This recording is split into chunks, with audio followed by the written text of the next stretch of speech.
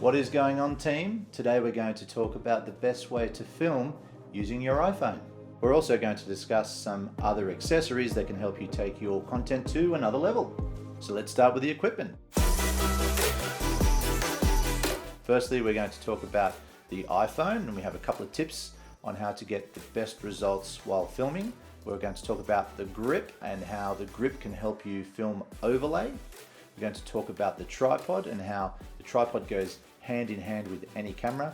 And we're going to talk about the lapel microphone that can help you get the best audio possible from your talent in any situation.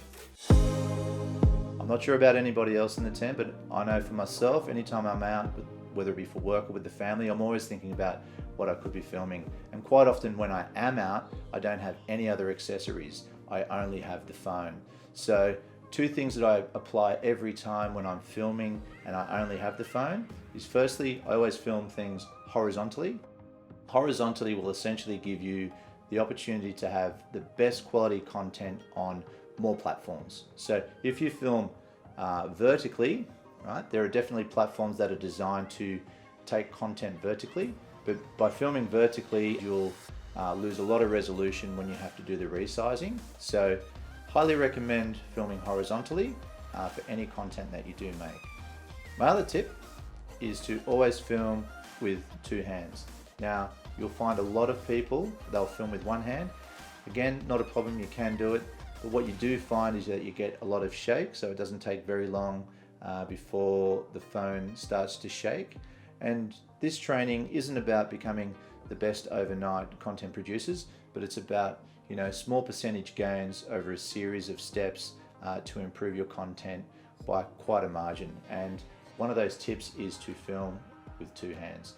But then what it also does is it draws your focus into what you're doing. If I was going to an event that didn't require interviews, the one accessory I would take would be the grip. The grip is a great tool, fantastic for filming overlay, fantastic for helping you keep your shot steady, really good to help you film your own piece to cameras or film interviews if you don't have your tripod. It's really simple to use. You've got a little clamp in there, you slide your phone in, and always use two hands still. Use your two hands, hold your breath, and get your shots like so. Really good if you need to film down something, you can angle it down. If you need to film up, you can angle it up. If you need to film a selfie piece to camera, you can do so like that, picking your best side. Purchase one of these, start using it, and it will be a great help to the content. So the next piece of equipment is what I love, and I believe it goes hand in hand with any camera, and it's the tripod. How we use the tripod, the mount at the top will mount to the top of the tripod.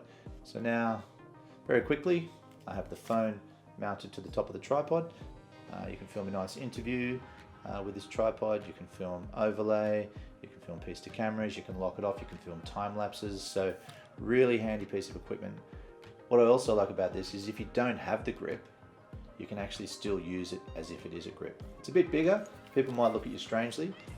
It's a great way to keep your shot steady, and if I need to film an interview or piece to camera or some other overlay, I just drop the legs, then it stands up and I can lock it off and do a time lapse or anything like that. So tripod, fantastic piece of kit, highly recommend it.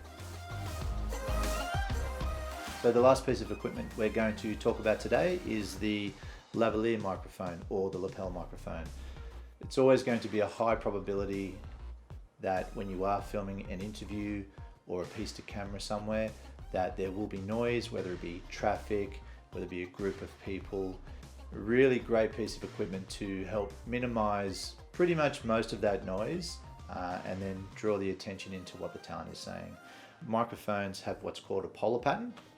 Now in this case, a lavalier microphone has a polar pattern that goes around like this, and that's the area in which the microphone will pick up sounds. So by having the microphone here under the chin, the polar pattern is around here, so any sounds in and around this area is what this microphone is going to pick up. Of course, other sounds will come into this space, but the predominant sound it would be the sound of the person's voice. So Really important to understand that. So if you're filming with a phone, the microphone's here, the polar pattern's around here, right, to pick up when you're talking to somebody on the phone, but then also when you're filming an interview. So if the talent's standing 2 meters over there and the polar pattern's around here, then it's going to pick up all the other sounds in this area and not really pick up the talent. Now, one of the tips I do have, because it's a pet hate of mine, is when you do see the cable coming down someone, that to me is very unprofessional. You wouldn't see that in television. The idea is for people to not know that there's a microphone on them, even though these are exposed. So I do what is called the up and under the shirt, or the down and through. Most people are obliging and they're happy to help out and put the lapel up and under or down and through. You can also go through the sleeve if you need, but yeah, makes a really big difference to how the end of your video will look. If they're not comfortable with it, by all means, just clip it on and maybe try and hide it under a jacket. Worst case scenario, clip it on and you can see it. But at least give it a go. Try not to have it exposed. It will make a really big difference to the finished product that you're going to put out.